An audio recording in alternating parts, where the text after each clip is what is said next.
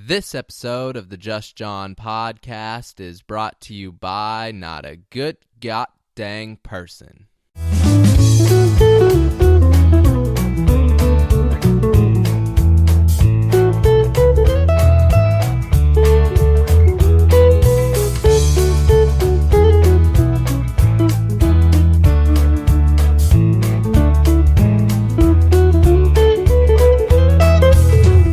What up, homies? I'm John Medina, and this is my podcast, episode 7, coming to you pre-recorded from my living room. Episode 7, lucky number 7. My podcast has lasted longer than the average high school relationship, so I'm pretty excited about that. Today on the show, Apple killed the radio star. I'm a shopping hypocrite. I dislike your button, and an app review. The first issue that I want to talk about today is Jimmy, Iovine, okay, whatever. So you might as well accept the fact that I'm not good at saying names, and that's not going to change anytime soon. But so he's a record producer and an Apple Music executive, and he wants to see freemium music go away. So what do we mean by freemium music? Something like Spotify, Pandora, even YouTube, technically. Anything where you can listen to music for free, it's ad-based, you're not paying for the music, you're paying for it by listening to the ads. And he's quoted as saying, these companies are building an audience on the back of the artists.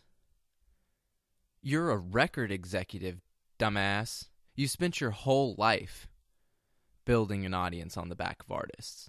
So you're telling me that just because someone else found a way to do it that may end up to where you don't make as much money and the artist may not make as much money means that they're a bad guy when you take 60 to 70% of artists' income anyway just because you let them record in your studio? I don't understand. I think it sounds to me like he's mad because he's not making quite as much money, even though they have the potential to make quite as much money. Like Fetty Wap, for example. He made, like $600,000 off of one song in 3 months off ad revenue on Spotify alone. Sure, that might not be as much money as he would have made if all the people that listened to that song bought it, but you also have to consider the fact that some of those people may have listened to that song on Spotify multiple times, whereas if they would have bought it, they could listen to it forever, potentially, and never pay another dime. So every time they listen to it, he still gets some money, and if they keep listening to it, then he'll keep getting money. There's another thing that's been freemium for a long time that artists have done, and it's called the radio. They're internet radio companies. They do the same thing as a radio station. It's just streamed through the internet and can be accessed anywhere. And with Spotify and YouTube, you have a little bit of say in what you want to listen to versus the radio essentially telling you what you want to listen to. Which is nice because if you really like an artist, you're going to listen to more of their stuff, which is in turn going to make them get more money. Plus, if you listen to it on Spotify or Pandora or YouTube or whatever, that doesn't necessarily mean you're not going to buy the song or the album. It just means that you're listening to it in a free version too. Not to mention the fact that pirating of music has went down since these services existed because inherently, people do not want to commit illegal acts. But when they can't afford to go buy 13 CDs every week, the next best option is to get them in a way that's frowned upon. So even though they may not make as much money in the beginning or even the long run as they would make if those people bought the songs, they're still going to end up making a lot more money than if those people illegally downloaded those songs. I'm not quite sure I understand where he's coming from, except for the fact that he's an Apple Music executive, and Apple Music's only free version was the trial run of it. And beyond that, Apple hasn't even said how many people are still using Apple Music once their free trial expired. Sure, they have Beats One radio and maybe a couple exclusives, but that's only for a week. After that week, you can get it anywhere else. And we've seen with television that 1 week isn't always a big deal. People will wait almost an entire season to watch the last season on Netflix just because they don't want to buy cable or they don't have a DVR. They could go buy it on Google Play. They could go buy it on iTunes, Amazon Video, whatever. They could go rent it or whatever, but they just wait till it's on a service that they already have. I'm going to wait a week so I don't have to pay $1.99 for a song that I'm not even sure that I'm going to like, or $10 for an album that could really suck, because most albums are not written to listen to from front to back. They have a couple hits, a couple good songs, and then the rest of it's usually just filler crap that no one even wants to listen to anyway. So if you already have Spotify, paid or free, and it comes out on Apple Music, and you have to wait 1 week to listen to it on Spotify, it's just a week. Most people would probably do it. Beyond that, I mean, if I have a friend that has it, that's just as easy. How are they going to stop that? They're not. So their exclusivity is strictly for the people that can't wait. And there's not that many of those around. Not after the free trial's done. You're going to expect me to pay $10 a month to be able to hear a song a week before everybody else every couple months, every couple weeks? Not logical. Now, it's got the Apple name behind it, so a lot of people that have the iPhone are just going to do it because it's going to be easier than everything else, because Apple's ecosystem makes it really difficult for competitors to come in. But whatever, it's Apple. Man, I'm a shopping hypocrite, So I decide I want to buy something, right? And the first thing I usually do is I go to their website and I'm like, okay, let's see what they have to say about it. So I read the specs or about it, or what. It depends on what it is, but we'll use electronics for this example. So I'll read the specs and what they say it can do, what it's good for, all their marketing, blah blah blah, which is great. But you got to remember that their goal is to sell this product, so they're going to tell you everything that's good about it that they can, and omit anything that's not as good as they'd wish it would be. So the second thing that I do is I go to Amazon or BestBuy.com or wherever, and I read the user reviews from people that have bought it or that have experienced it in some way. And 9 times out of 10, I'm going to take what they have to say a little bit more to heart than whatever the company said, because as I said before, they are trying to sell it. These other people have purchased it. Now, if they're just railing on it constantly, I feel like they may have just had a bad experience and they may not being completely honest. They're a little bit biased towards it. So sometimes I'll disregard those or take them with a grain of salt. But most of the time, I'm going to take the user reviews to heart more than what the website says for the product itself. But my problem is, if I buy something, I am the last person that you should ask to write a review, because I don't do it. It doesn't take long. You can write 3 sentences, say, oh, this was good, I liked it, had a good experience. If this is what you do, you should get this, or you would enjoy this, blah, blah, blah, the end. But I don't even do that. So I feel a little bad sometimes because, the first thing that I do is go read these reviews, but I never write them. So if everybody thought like me, there would never be any reviews for anything. And I kind of have trouble with that sometimes internally, because I'll buy something on one of these websites or whatever, and then after I have it for about a week or 2, I'll get an email that says, please review, this product, and I'll delete it.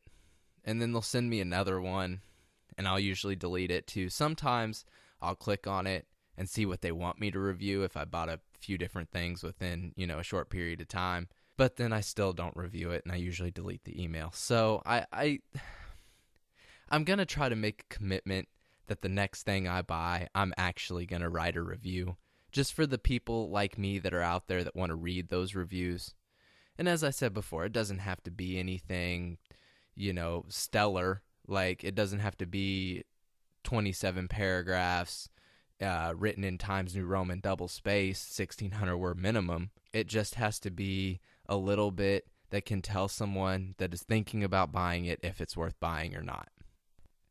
A couple episodes ago, I don't remember how many, so somebody can go look back and tell me if it's that important to you.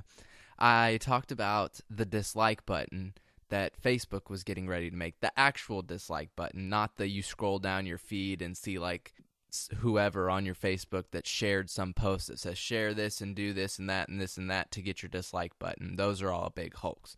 But the actual dislike button that Facebook was going to produce. So they started beta testing it in Ireland and Spain. And you ask, oh, Ireland and Spain, that's kind of weird. Facebook started in the United States. Why don't they just test it here? Well, their logic for testing it in Ireland and Spain is actually pretty good because, see, when you're testing something, you need reactions from all sides. And in Ireland and Spain, most of the users don't have any friends outside of their countries. So most people in Ireland don't have any friends from the United States, France, Britain, wherever, China, what have you. They only have friends in Ireland. And that's the best place to test it, is a controlled environment, because you can, it's so like, for example, if we were testing it in the United States and I did it, my cousin that lives in Puerto Rico would not be able to see it because she wouldn't have access to the beta test in Puerto Rico. So yeah, they can have my side of it, but they can't observe her side of it and see how she feels about it. The buttons are called reactions, so it's not technically a dislike button. And there's 6 different reactions that you can express. So right now, from what I could tell in the app, you long press the like button, and then these reactions come up. And what they did to pick these reactions and pick which ones to use was they actually data mined comments on statuses and picked the 6 most often used replies, one-word replies. So the reactions that they have right now are love, haha, yay, wow, sad, and angry, which I think is a lot better than the dislike button because, I mean, let's be honest, the dislike button was just going to be a troll tool for most people. They were just going to go through and dislike all their friends' stuff. But this way, you can say, okay, I like it, or you can say, okay, I'm going to use the reaction love because I love this. You can say, oh, that's funny, ha ha. You can show excitement, yay, or you can show bewilderment like, holy wow.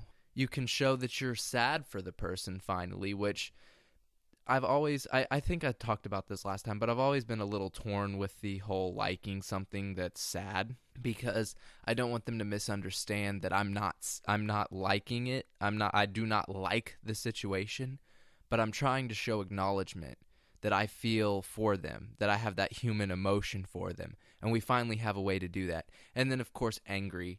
Now, that one may cause the most trouble out of all of them, because if somebody says something, posts a status that's directed towards a person, but they did not put the person's name in it, because let's face it, Facebook is high school, someone's going to put the little angry reaction on it, and then it's just going to fuel the fire, if you will. But I think it's good. I think it'll be cool. I'm kind of interested to see when it comes to the United States how it's going to work and if it'll last. If I'm known for anything, it's my terrible segues. And here's another one.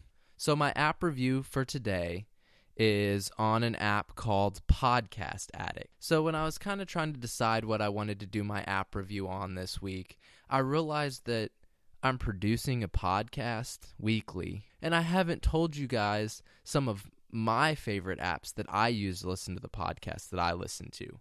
So I'm going to take this time to explain Podcast Addict to you a little bit. So obviously, if you have an iPhone, you have an integrated podcast app that's pretty sweet. I don't know a lot about it. I've fiddled around with it a little bit, but you have one, so you don't necessarily need to have another app. But if you want, you could look into this one. Android users, this is the best one on Android, I think. I really like it.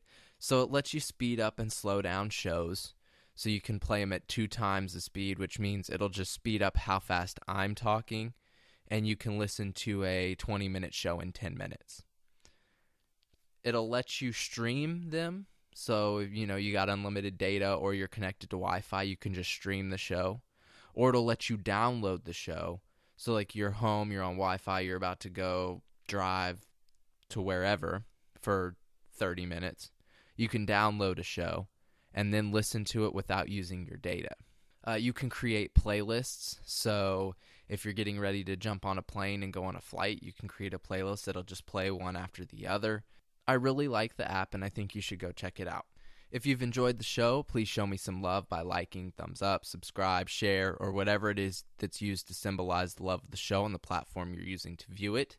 You can follow me on Twitter at JohnnyM_Revo. You can find the show at justjohnpodcast.wordpress.com. You can listen to the show at soundcloud.com/justjohn-podcast or youtube.com/jfmedina2010. Finally, you can find me on iTunes. So just go to the store and search for Just John Podcast. You can also find me on Stitcher by searching for Just John Podcast. If you have questions or anything that you want me to talk about on the show, you can email me at justjohnpodcast@gmail.com. And remember, without you, I'm just some dude talking to himself on the internet. Until next time, peace out, fam.